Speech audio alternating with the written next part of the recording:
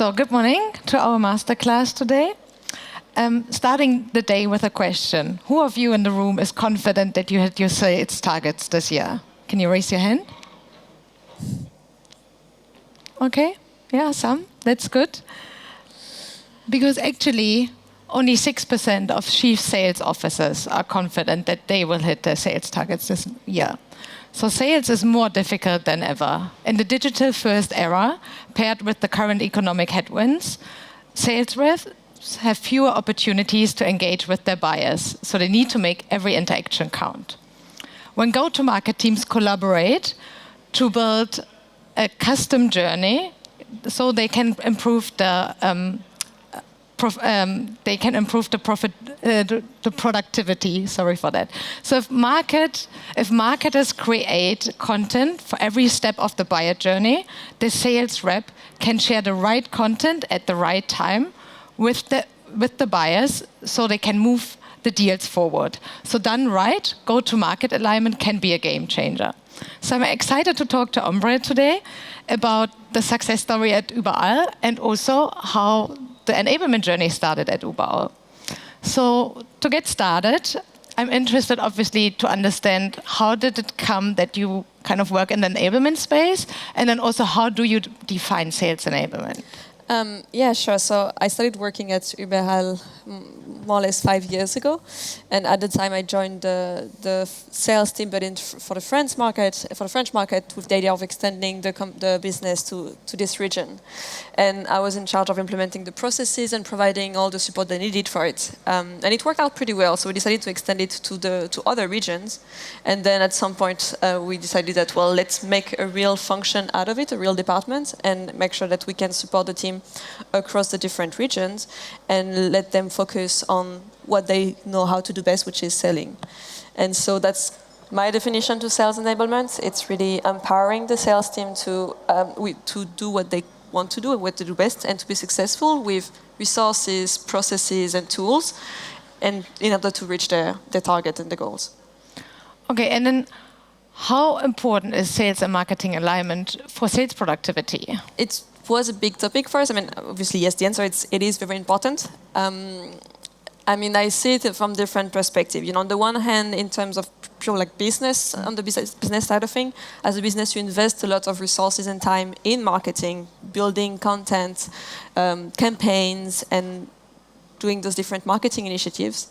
And on the other hand, you have the sales team, and you want to make sure that whatever is being produced by one team is used by the other team, right? We had a lot of frustration for us about what is being there or not, what is being used or not. So from a business perspective, it's really about internal efficiency and optimizing the use of the resources.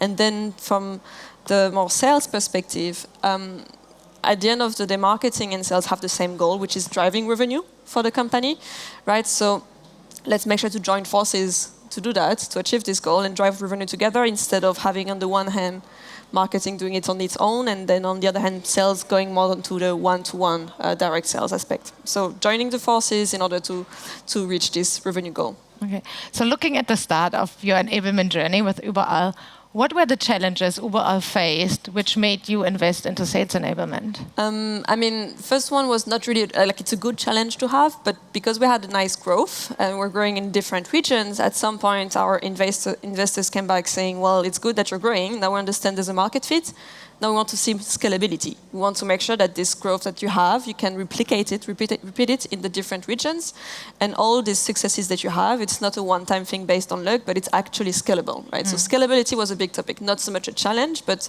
a priority for us.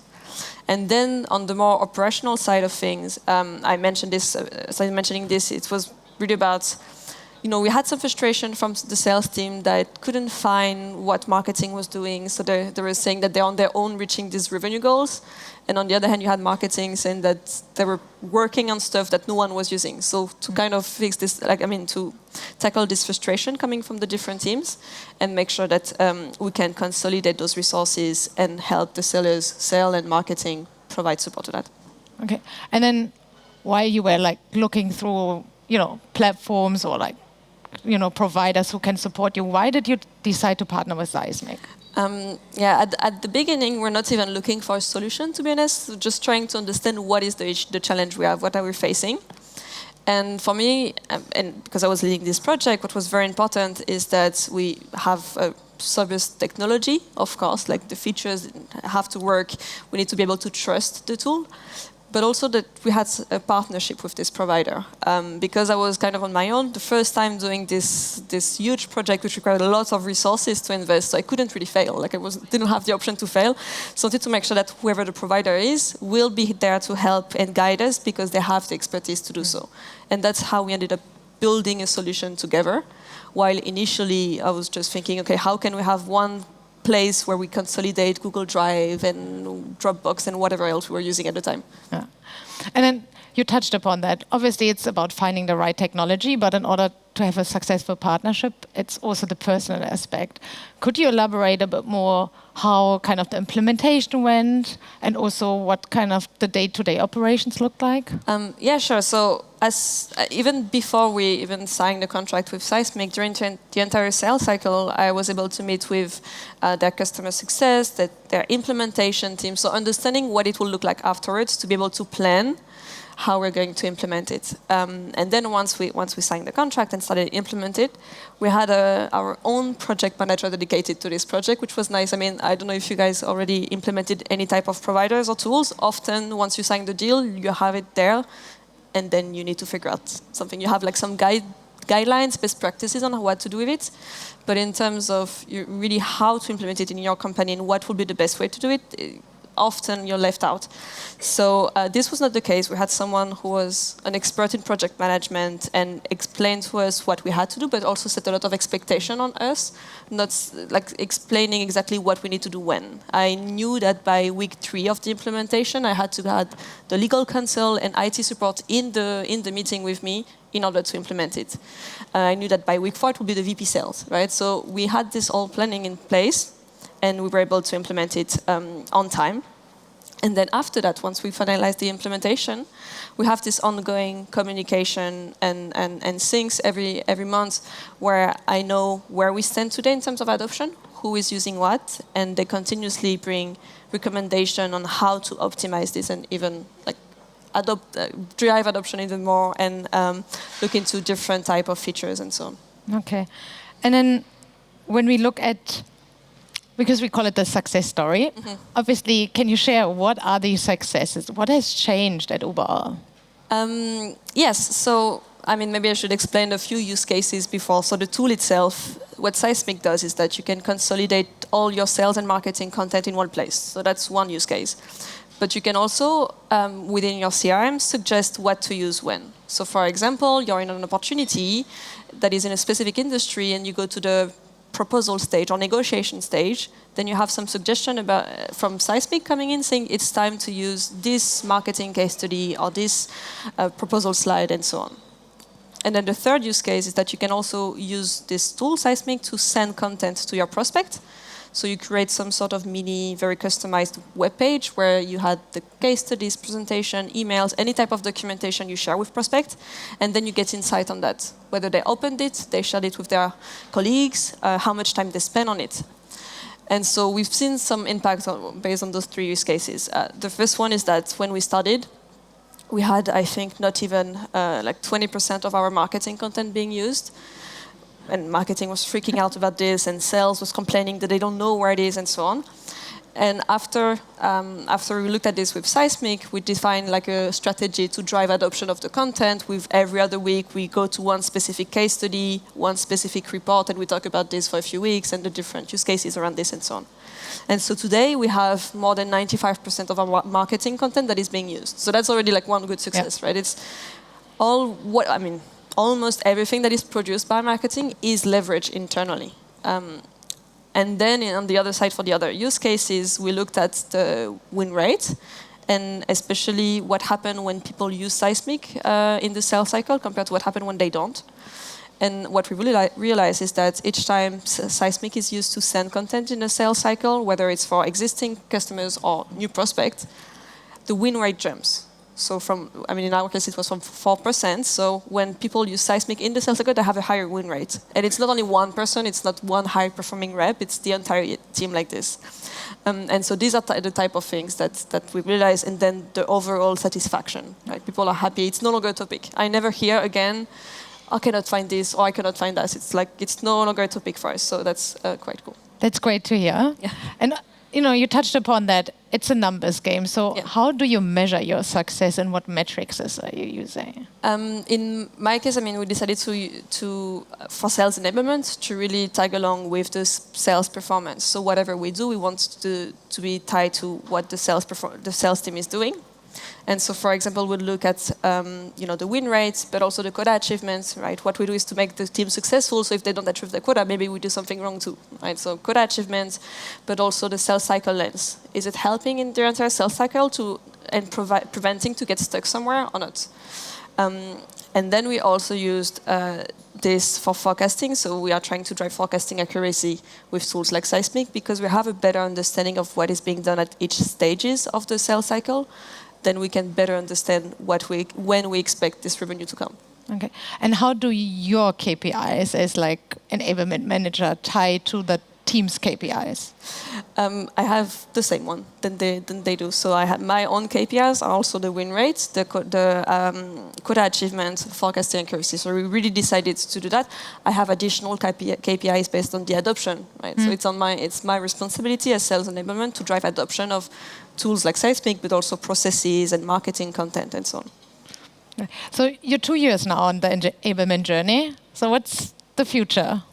I mean, we already started extending it to other teams in the company. It's good that we have a very good seller experience and prospect experience, but we want to ensure that this is replicated across the customer-facing teams, so with customer success.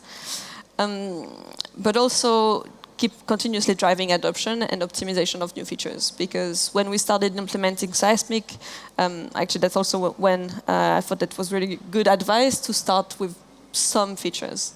Again, usually when you implement a tool, there's so many sophisticated features that you want to implement everything at once, and then the teams and the sales team in particular feels overwhelmed and they don't know what to do with it, and they just decide to not use it.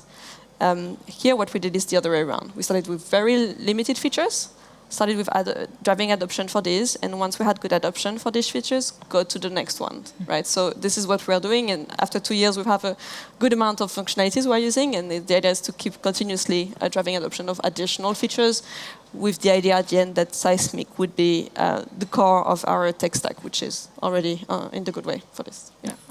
And could you imagine life without sales enablement?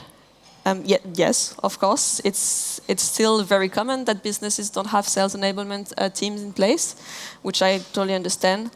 But I feel that today, especially with what you mentioned earlier, right, the current economic context, but also the fact that the sales cycle is increasing in complexity, in competitive landscape. You have more and more providers, more and more stakeholders involved. You need to understand how you can scale. And it's really hard to understand how you can scale if you don't have one streamlined way of doing things and you don't know how to identify your best practices, right? So, for example, today we know that in the sales cycle, when we share content to prospect during the entire sales cycle and not only in prospecting phase, we have a higher win rate. So keeping this continuous engagement with additional marketing content the entire sales cycle leads to higher win rate. Let's do that. Let's make sure that we scale this. But we couldn't know that without having that sales enablement function in place. Yeah. And then what would be your number one recommendation to anyone who wants to start on the sales enablement journey? There's plenty of recommendations, but I tend to say that we should understand what you're trying to achieve with it. It's very easy to just get overwhelmed with it, or just say, oh yeah, I want a sales playbook, or I want to have this tool. Good, you have providers that are here to help you. But it's important to understand what is the goal and what we're trying to achieve with it first, before even trying to go for this project, right? I had this, we're talking about negotiation earlier. I had this example recently where I had one of the sales leaders asking if we could have a training on negotiation. Good. I like it too. I would like to have it too. But why? Why are we trying to have this training on negotiation? And so when I dig into that, I realized that that we had a lot of opportunity close lost at the negotiation phase. So the assumption is that we don't know how to negotiate. But looking back at it and looking at the different reasons why we lost the opportunity, it was actually because the stakeholders didn't have the authority to make the decision, for example. Or it was just not the right timing because they don't have, the budget is already done for the year, so it should be next year. For me, this sounds more like qualification challenges more than negotiation. So let's go back to qualification, right? So it's really this idea of understanding what you want to achieve and not try to just assume the solution. Trust the enablement experts and the providers like Seismic to help you build the solution instead of jumping to the one project. Perfect. Thank you so much. Thanks so much for listening. If you have any question or want to learn more about how to maximizing the outcomes of your go-to-market team or the success story at Uberall, visit us at our booth A3. And thanks for joining this morning.